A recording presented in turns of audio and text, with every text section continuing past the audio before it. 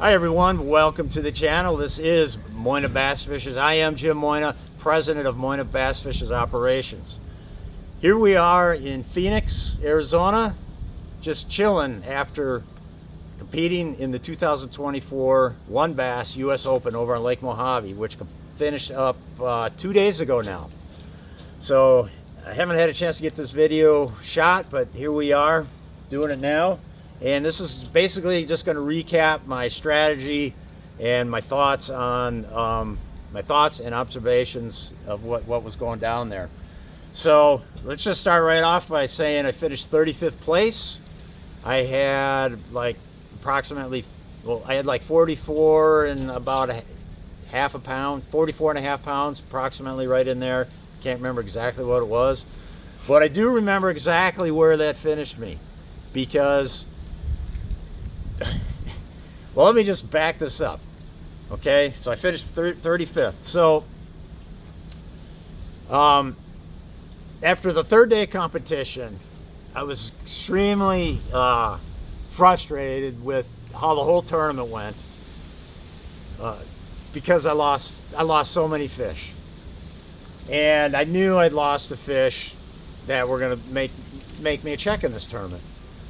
So anyhow, as being part of the Bridgeford team, and Bridgeford's a huge sponsor of One Bass and the US Open, so I'm like, it's kind of my duty to go there and just be there, wearing my jersey, being a part of the Bridgeford team. So that's why I went there. And also my two other teammates that were fish, they did well. Congratulations, Joe Uribe Jr. with his 4th place, and Luke Clausen, who tied for 8th. So I wanted to be there to say hi to them, and then we had Bridgeford representation there from the corporate. So it was important for me to go there. So I went there just to show my support for Bridgeford and the tournament and my fellow competitors, and just the camaraderie. You get to talk. You finally get a chance to talk to people about fishing and just hang out and have a good time with these folks. And you meet, and plus the new people you meet as well. So it's a win-win, and it really turned into a big win going to that award. And I'm talking about the awards banquet. So when you go to the awards banquet, everybody knows who won, everybody knows who got 2nd, 3rd, 4th, 5th, but that bottom range, nobody knows where they ended up, because they don't publish it. They save it for the awards banquet. So going into it, I'm just, like I said, I'm not going there with the hopes of bringing in, with landing myself in the money. So I go there, and as soon as I get there, this guy by the name of Jesse, he's handing out cards. So he hands me the ace of spades. I'm like, well, what is this for? He's like, well, you get in a drawing. And so Jesse owns a chain of restaurants, I believe. It's something Loco. But I don't know. I don't know if he's just doing this out of his own pocket. I think he was. But anyhow, so it comes time to draw so it's time for the awards banquet. One of the first things they do is they have Jesse go up on stage, and they start drawing cards out of the deck of cards they have. And if it matches your card in your hand, which he assigned, you can't just go buy your own deck of cards and have every card in the deck. He signed the card he gave me, had his signature on it, so it was authentic. You can't. There was no shenanigans to be had. So anyhow, the first couple prizes are like 300. Then they gave away 500. And I'm like, oh my gosh, this is like the real deal, giving out this money. And then, of course, I got the 8 of spades, and you know what? He calls out the 8 of spades. So there, I've just won $300 for showing up at the awards banquet, just like that. And that just totally made my freaking night right there. After 3 days of just ugly performance, I'm like, okay, well, this is a great consolation. Pretty cool. So they give away so many prizes at this banquet.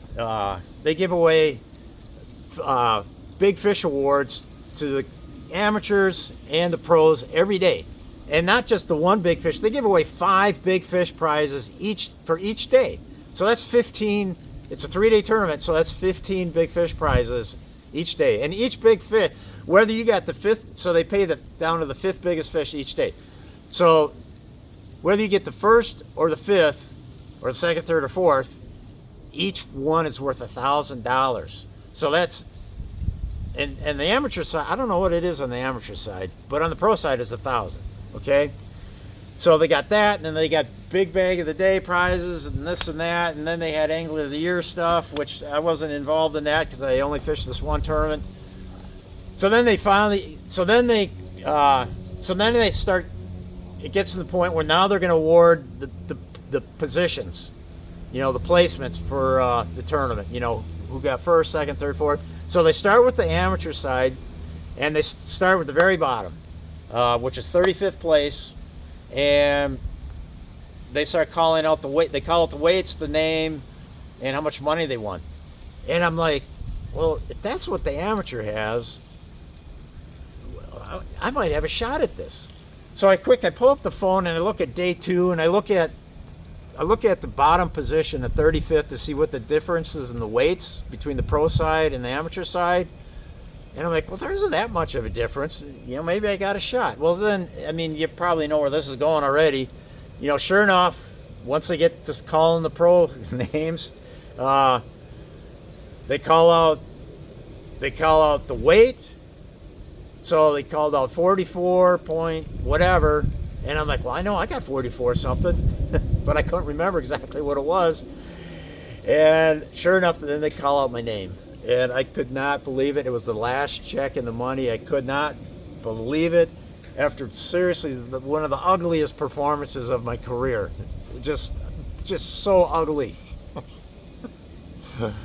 And somehow I freaking landed in the last spot in the money. So that was like huge. It was just a huge it was a huge moment, man, because I was so pleasantly surprised. Yeah, I didn't win the tournament, but just having just the suffrage of losing so many fish in this tournament that would have made such a big difference. And then so basically, had I landed a reasonable amount of those fish, I would have, instead of 35th, I probably would have been in the mid-teens somewhere, like 13th, 14th, 15th, 16th, somewhere in there. Had I, maybe lost just a few fish instead of all the fish that I lost. And we'll get to that part. So anyhow, let's talk about strategy now. Strategies for this tournament. Last year, this is what happened. I had a miserable time in practice last year. I mean, I enjoyed the time, but results of finding fish, figuring out what they're biting on, I had a terrible time trying to figure out a pattern. So, and it came time last year, day 1, and I still hadn't figured nothing out hardly. So on the first day last year, I caught 0 fish. But because it's a team effort, the amateur that you're randomly drawn with, you fish together as a team for that day. You get a different amateur each of the 3 days of the tournament. But you fish as a team for that one day with that one guy. Then day 2 you fish as a team for that day with that guy, and so on day 3. So on day 1, I put 0 keepers in the boat. My amateur partner, I think he put 2 or 3 small ones in the boat. It wasn't much. I was way down in the standings, probably like 80th, 90th place, whatever. But first of all, I took note of what he caught his fish on. It was one of them little Japanese dice things, okay? But also first day of last year, in the last 2 hours, or in the last 20 minutes, I switched over to something I hadn't thrown at all in practice or in the tournament. I put on a little swimming craw, and I caught 2 non-keepers. They didn't count, but I caught 2 in the last 20 minutes, and I hadn't caught even a little. I might have caught just one little one all day. So going into day 2 last year, I'm like, you know what? I'm going to just start the day with the little craw, swimming craw, and fish all day with it. Well, I had a good day 2 last year on this swimming craw right here. That's by Billy Rub Baits. It's called the Rumble Craw. I had a good day 2 with it last year, and then day 3 I had another good day with it last year, and I actually finished in the low end of the money last year. So that was, I mean, I was so excited to do that last year. I finished like, I don't know, 33rd or 4th or 2nd, somewhere like that. All on that rumble craw. That was the thing that saved my tail. So now this year, going forward to this year, so right away in practice, I got here, my first day of practice, I think was on the 8th of October, which gave me like 5 days of practice. And right away I started fishing with this rumble craw. It did in various different colors, and it didn't matter what color. It's like the fish were going nuts for it. I mean, everywhere I went, every time I'd find a fish on my Lowrance active target, not every fish, but a lot of them would go for that thing. So I'm like, oh, that's pretty cool. But then I tried using other things, and I caught a few in practice on swim baits. And then I remembered the dice. Okay, I went through the trouble to buy me some dice, one pack, because the pack was like $17 or $18. So I bought one pack of dice, which comes with 4 dice. And in practice, the first fish I caught on one of them dice took the dice with it. And so now I was down to 3. And the one thing I noted about the dice compared to the rumble craw is they were biting it after the dice had been sitting on the bottom a little bit. Whereas with that rumble craw, they were hitting it on the fall, and then once it hit the bottom, they weren't taking it. So I'm like, well, so that was telling me, well, this dice thing might be a little better of a deal. So when I say dice, so here's the one that I bought. It looks just like this. Okay, that's one I bought. They come in a pack of 4, which makes them like $4.50 a piece. So, and all I had, so now I was down to 3 of these things. So what did I do? I'm like, well, if I really want to make use of these dice in this tournament, I'm just gonna have to somehow make some. So what I did is I went to the store and I bought a sewing needle with a kind of a larger eye, so I could, and I had skirt material. And so then I went through all my hard plastic baits, and I found these creature baits by Billy Rub baits that were kind of fat enough and sturdy enough to where, you know, it's not a cube dice, but you know, who cares if it's a cube or not? It's kind of the size of the dice. So well, let me get that real one back out here. So like I said, there's the real one right there. So this is what I made right there. Okay, and you can make out of like one creature bait, I can make like 4, and they'd be different sizes because the end of the creature bait would be a little more smaller. Then when you get in the meat of the creature bait, it's a little bigger. Okay, so I made these. And it's super tedious. It's really tedious work to make them. I could make like 4 to 5 in an hour's time. So I probably spent like 4 nights after being on the water all day and eating dinner and all that. Then I'd spend the last hour and a half, 2 hours each night making more dice because I didn't know how many I was going to need because I never used them before. So I ended up with like, I think I lost like 3 during the tournament, but I probably ended up with like maybe 20 dice altogether that I made. Something like that. And that's what I was going to roll with. So when it came to tournament time, I basically was all in on using these dice, using my rumble craw, and using my Lowrance active target. I was targeting mostly 20 to 35 foot of water. I did have one good day of shallow fishing in practice where I wasn't using the dice. I was throwing spinner. It was windier that day, so I had wave action. I was throwing spinner bait, under spins. And then when I get into a calm pocket, top water, and I put together a decent day doing that. But in the end, I got off of that, and just stuck with the deeper water and using my Lowrance active target to spot the fish, and then throw these drop shotted dice and rumble craws at them.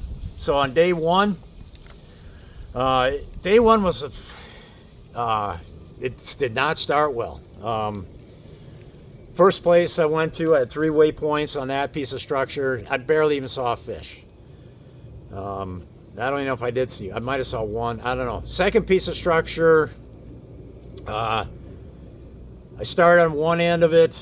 There's a guy on the other end of it, probably, I don't know, 125 yards away. But as soon as I shut down, he turns on his trolling motor high, comes straight at me, and when he gets close to me, he's throwing a rig, and it's landed 10 feet from my boat, 15 feet from my boat. So I'm like, well, if you want to fish over here, can I go around to the other end of this? And then so I start going around, and then he turns the boat around and starts going down towards the other end. So I'm like, okay. And there is a 25-yard rule where you're supposed to stay 25 yards away. So I would I mean, let's not get in. I'm not really getting into this whole debate, but I'm like, you know what? I don't need to fish here that bad. So I left. Because I had a whole ton of waypoints. So then I just started bouncing waypoints here, there, and everywhere. First fish I catch is a 4-pounder, and this is a couple hours into the morning. And then I got to fish and fish and fish and fish and fish and fish, and then I catch another 4-pounder. And then I fish and fish and fish and fish and fish. And then finally I decided, hey, I'm going to go shallow. Maybe pick up some small largemouths, which we do. Probably took me 45 minutes to get a limit of large, to fill out my limit with some smallish largemouth. Then we go back to the smallies, and it was just tough. It was tough. I landed in one spot late in the day where I ended up catching 2, and my coiler caught 1 smallmouth, but only one of them helped us. So, no, 2 of them helped us. 1 barely, and then the other one was like a 3-pounder, so it was nice. So we ended up with 15.5 pounds that first day, which put me in 54th place. But I was and I did lose one good fish that I never saw, but it was on a spot where I caught my second 4-pounder. When I saw that 4-pounder on the Lowrance active target, there was like 3 other fish right with it, and I threw it over there, hooked that one, and in the process of fighting that one, another one was following it, and it was just as big easily. And so I landed that one, put it in the live well, threw back out there, and that's when I hooked up again, and that was the one fish I lost that day. I don't know if it was another 4-pounder. I don't know if it was a different fish. Don't know. It felt good. I got to fight him for about 10 to 15 seconds. I mean, it was a decent fish of some kind. I'm sure it would have been better than one of them smallest fish that we ended up weighing by the end of the day. So, I hooked up 10 times on day 1. Only lost 1 fish. That's 10. I lost 10% of my fish. I landed 9 out of 10. It's not perfect, but I can accept that. Okay. Day 2. All right. No, yeah, go ahead. I'll be right back. All right. You gonna go buy me a treat? I could. All right. Sorry. So, anyhow, on day 2, now it gets to be day 2, and I'm thinking about my plan, thinking about my strategy. Maybe I want to start shallow and just go get a limit of fish, but then I'm like, no, I'm gonna start deep, where I felt like I could get bigger fish out deep. And I'm like, that's what I want to do. But I started, on day 2, I ran just about all different waypoints. And it turns out that the first few waypoints I ran were the right ones, because I ended up getting on fish, but man, oh man, the fish were coming off the hook left and right. Bottom line, I hooked up 10 times on day 2, and only 5 of them got in the boat. Only 5. I never got a chance to call one time. And here's the other bad part of it. In the last 5 hours, we had a 440 check-in. In the last 5 hours, I never had a freaking bite. Not one bite. So it was brutal. I mean, knowing, and some of those fish that came off, it literally had them like just a few feet below the surface right next to the boat where we could almost net the fish. And we could see them. They were quality. One was like a 3.5 pounder, another one was a 3 pounder. Those are the ones I saw. The other three I never saw, but they all were pulling drag like these other 3 and 4 pounders were. So, and then at the end of the day, you end up weighing, you know, a small fish. And it just robs you of points in the standings, positions in the standings. So anyways, but you know, that's how the day went. So now it gets to be day 3, and also in the course of that, you know, I tried upsizing my hook size, and that didn't work. It just, I don't know. I lost fish even with the bigger hook. I don't know what was going on. Well, I think maybe now I do know what's going on. And by the way, all the fish I weighed on day 1, except for one. I caught the one largemouth we weighed on day 1 came on the Rumble Craw. Otherwise, the 4 smallies I weighed with that one fish were on the homemade dice. Day 2, all the fish we weighed were on the homemade dice. So now it's day 3, and I'm gonna run the same waypoints in the morning that I did the previous morning. And once you know what, the first 2 hookups I have, I fight them like halfway to the boat, and they come off. And they were good. Again, quality fish, whatever they were. Didn't see them. Quality fish, though. They fight just like the 3 and 4 pounders that I've been catching through the week. So now, there's one thing left that I can do to maybe improve my chances. And what I had been doing was basically threading the dice on my hook. Let's just show you. Threading the dice, you know, taking a good meaty chunk of the dice when I was hooking it on the hook. And that turned out to be a mistake, I believe. And the reason why I was doing that was because these things take so long to make, I didn't want to be burning through them by like lightly skinny hooking them. But that's what I had to do. And I also changed hooks for the second day, but I don't know if that was so much the problem, because like I said, I lost the first 2 on that 3rd day. And so, like, for example, if here's the dice, I'd be like going right through the center. I'd be going right through the center, and this is a little bit bigger chunk of the dice, and that just takes up so much of the hook gap that so much of that hook gap was occupied by this plastic that I think that's why I wasn't getting a good hook in these fish. But still, when you reel them for 2 minutes and you got them nearly to the boat, you think the hook would be buried in them by then, right? So I don't understand. So anyways, I ended up hooking them like this after I lost those first 2, and then, you know, so there's a lot more of the hook is exposed.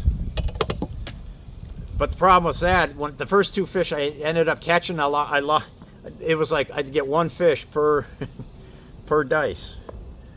And when you spend 15 minutes a piece making these things, and it's tedious, boring work, you hate to get 1 fish per dice. But I mean, if that's what it takes, that's what it takes, right? That's what you got to do. All right, so that is why I think my hooking was so bad, because after that I started hooking everything normal. You know, it had a reasonable hookup percentage after that. In fact, I don't think I lost any after. No, I did. I lost 1 more the rest of the day. Another good fish, quality fish, pulling drag, fighting hard, just like all the other 2.5 to 4 pounders. It's just so frustrating. And then, not only that, I have my koi angler. He hooks up on a good fish on day 3. And he's fighting it for like over a minute, easily, giving it drag, letting it, when it pulls hard, giving it drag, you know, reeling it towards the boat when it's not pulling so hard. And it was, he had that thing on for over a minute. And in my mind, I'm like, yes, fine. Yes, this coinger is going to come through huge for me. I'm like, all right, man, this is just, any help I can get is like awesome. And then once you know it, it just pulled, before we even see the fish, it just pulls off. I couldn't believe it. I'm just like, you got to be kidding me. You're like, I told him, you got to quit learning from me. We were just snakes. So as it turns out, again, we hooked up 10 times. It's funny how we hooked up the same number of times every day. Hooked up 10 times on day 3, and we put 6 in the boat. One was like, it's a 13-inch minimum size limit. It was literally like 13.5 inches. And that was the last one I caught, so they didn't even provide a chance for a call. It just went right back in the lake. But so we ended up weighing 5 fish. Well, my second day was 13 3/4. Day 3 ended up weighing 15.17, and it just killed me, because the smallest fish in my bag was like a pound 10, maybe something like that. I don't weigh them, but I'm pretty good at judging the size of them, especially after fishing the Champions Tour for multiple years, where you weigh each fish and count it. So it's probably like a 110-ish. And just knowing that we had 4 quality fish that are pulling hard, pulling drag. They're not catfish, because I did catch catfish in this tournament. And I know how those fought compared to how the quality smallmouth fight. The quality smallmouth really freaking bounced that rod hard. And dang, that's what these fish were doing that came off. And by the time we had to check in, it was just killing me, because I knew the opportunity was there to have another couple pounds on our total, because really our 4th biggest one, we had 3 studs on day 3, 3 studs. Then we had that ratty one like 10, and then the 4th biggest one, or the 2nd smallest, however you look at it. I mean, that was like a 2 1/4, 2 1/2 at best. I mean, it's just, I know I left freaking positions and money on the table, and I was just disgusted. I was mad that I didn't make the switch to hooking this differently. It's just really, but heck, the first day I went 9 for 10, hooking it the meaty style, but that was just the variance, I guess, going the positive way.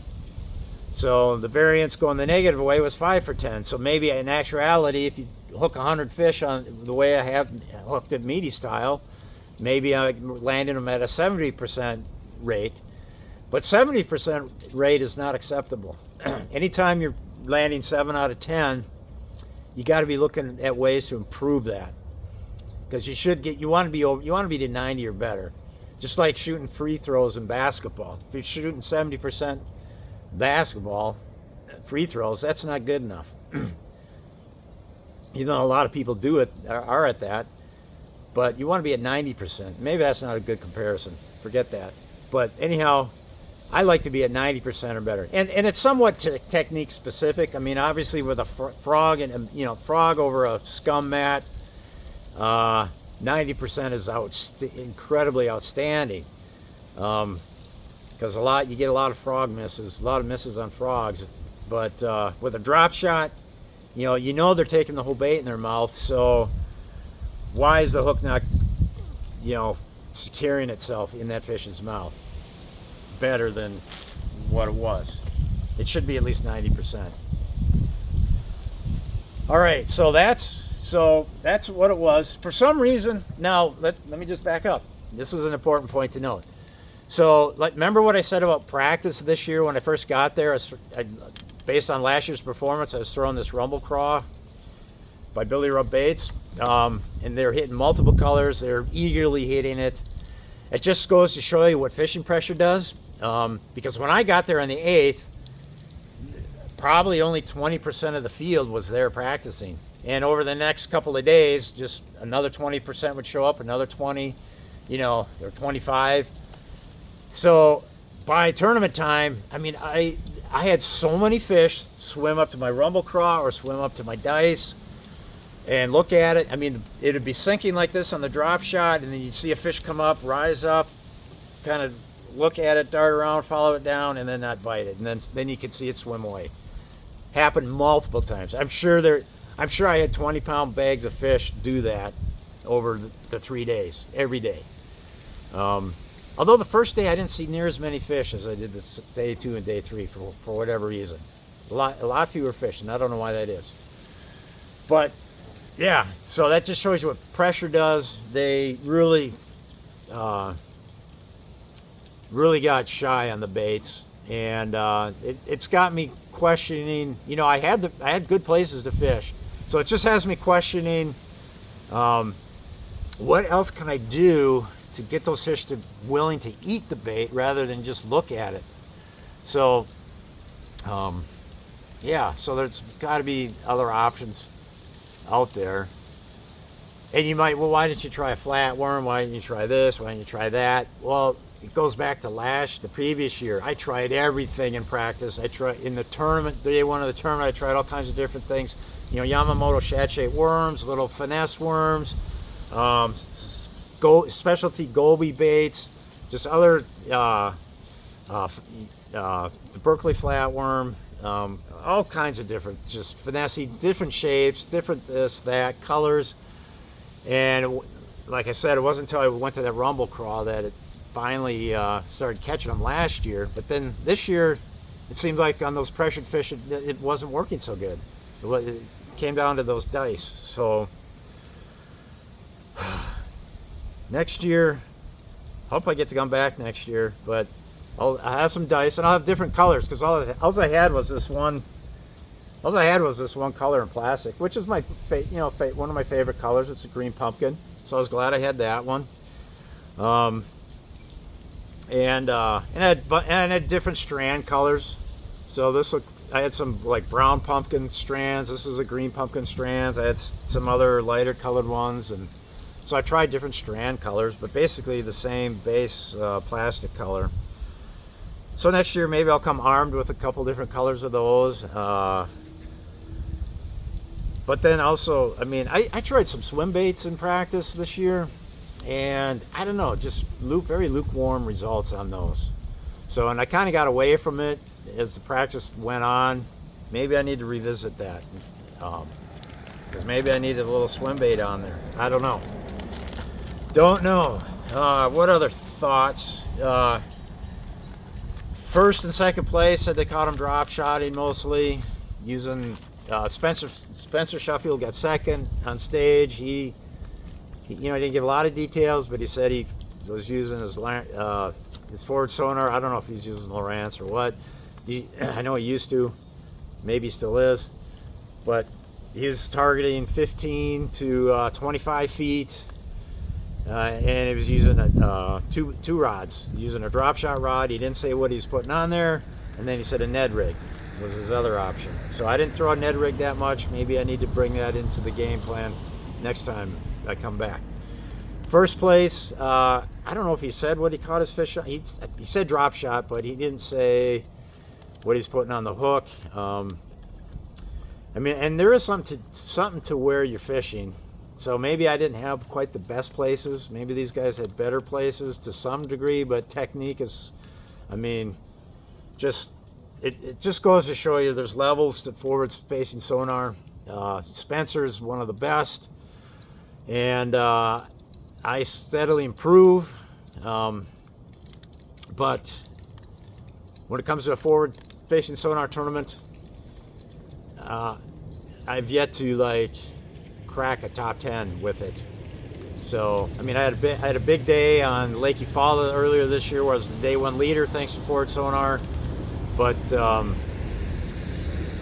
here at Mead, or here at Lake Mohave, just optimum forward sonar type fishing, and just can't match up to the very best at it yet. got to work on it.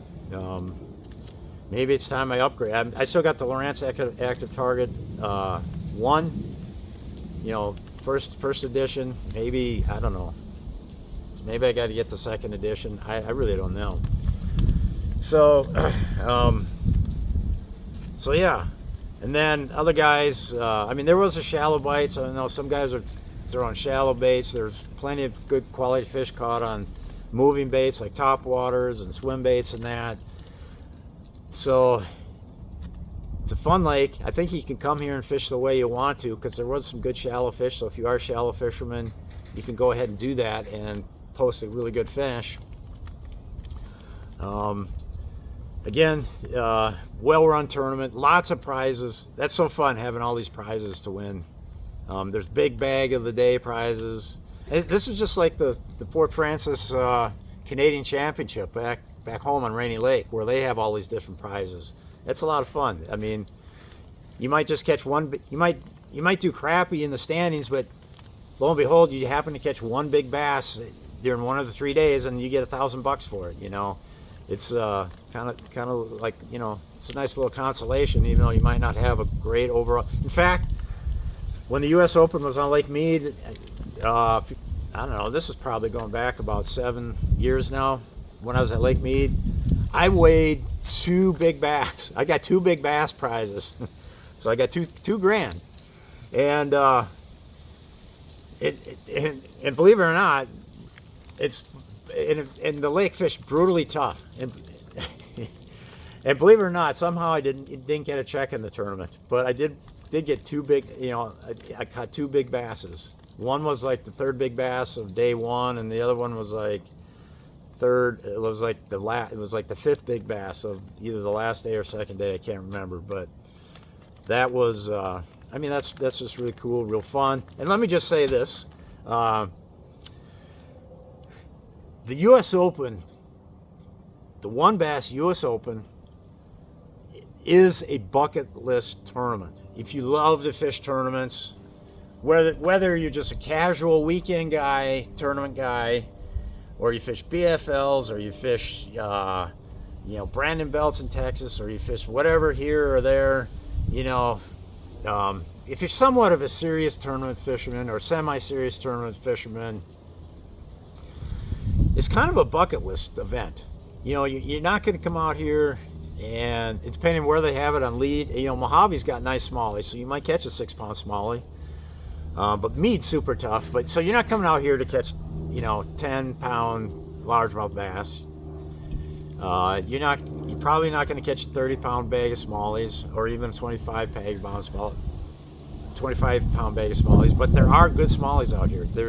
There was multiple 20-pound. I think the biggest bag was maybe about 22 and a half. So it's reasonably good smallie fishing. So it's a good bucket list, even for the amateurs. See, you could just fly, if you don't live near here, you can just fly here, enter the amateur division, and just bring a handful, bring a few top waters, some drop shot stuff, maybe a rod to wind in a spinnerbait, a chatterbait, or a swim bait, and just a bag of tackle, and then you can get paired up with an awesome pro out here. Learn a few things from one of these Western pros, and who knows, he might put you on a big bag, and it's a shared weight. So even if the pro catches all 5 of the fish for 20 pounds, well, that 20 pounds counts for you on your division, and you move on to the next day with 20 pounds, even though you may not have put a darn fish in the live well. So, and plus you got if you like to play slot machines or sit down at a poker table in a casino, you got those options. It's just a fun kind of a town there at Laughlin, and or Vegas. If we go to Vegas and fish Lake Mead, and everybody knows Vegas for sure. So it's just fun. And then not only that, you have just fabulous just scenery in wilderness. There's no shoreline development on these lakes because I believe all the land is owned by the Bureau of Land Management. I believe. It's all government land, I'm pretty sure. Whether it's the Bureau of Land Management or some other government agency. There's no shoreline development. There's a couple marinas, and that's it. That's all. So it's just wilderness. Like one guy, well, it was Jesse, the guy that gave away the money at the awards banquet. He was showing me on his camera where he was in the tournament, and he was in an area where there were actually two bighorn sheep right near the, just up the shoreline a little ways. They were actually like battling where they rammed their heads, and he was showing me the video of these rams just smashing into each other, and it's like, man, that is just so cool. And it was loud. I mean, what really surprised me was how loud it was. I mean, as far away as he was from those rams, it sounded like a gunshot going off on his phone. It was just amazing, just a wilderness experience. So I can't say enough about Lake Mead experience. And Lake Mead's got small fish, but whatever. That's not why I go. I'm going. There's so many other reasons to go. And the only negative is the heat. Okay, we're having to fish in 100, especially in practice, some 100+ degree days. So if that's really rough on you, then maybe, I don't know. But I'll do it. I'm fine with it, and you kind of get conditioned to it. The first day is the roughest one. Second day you're better, and then by the third day you're just conditioned to it, and you just roll with it. And then it can get really windy out here at times, whether it's on Lake Mead or Lake Mohave. But we didn't really experience that too bad at all. I mean, it got a little breezy a couple days, but it was nothing you couldn't handle. So it was just a great experience. The One Bass staff does an excellent job. Billy Egan's the tournament director. He puts on a great tournament, and along with his staff. Billy can't do it all by himself. The staff does a great job. And like I said, it's a bucket list tournament. You got it. Sure, if you live in Texas, or if you live, Kentucky or Tennessee, yeah, it's a long drive out here. But it's a bucket list tournament, man. That's all I got to say. And especially if you want to just do the amateur side, it's a bucket list. I mean, it's a lot easier to get out. You fly out here, just bring 5 or 6 rods, bring a bag of stuff that I already told you about, and not only that, when you hop in a boat with a pro, he's gonna have tackle. Okay, he might want you to bring your own rods, but he is gonna have tackle, so you don't have to worry about bringing 3 luggage bags worth of fishing gear. All right, gosh, is there anything else? I mean, I'm full of praise for this tournament, and so I just don't want to leave anything out that would be good to say about it. So I guess that's about it. Yeah, well, thanks for watching. This has been a long video, but there's what I did. There's how I caught them. That was my strategy. The only regret I have is maybe not fishing more shallow in practice. Because I did have that one good day. But anyways, that's it. Thanks for watching. Over and out.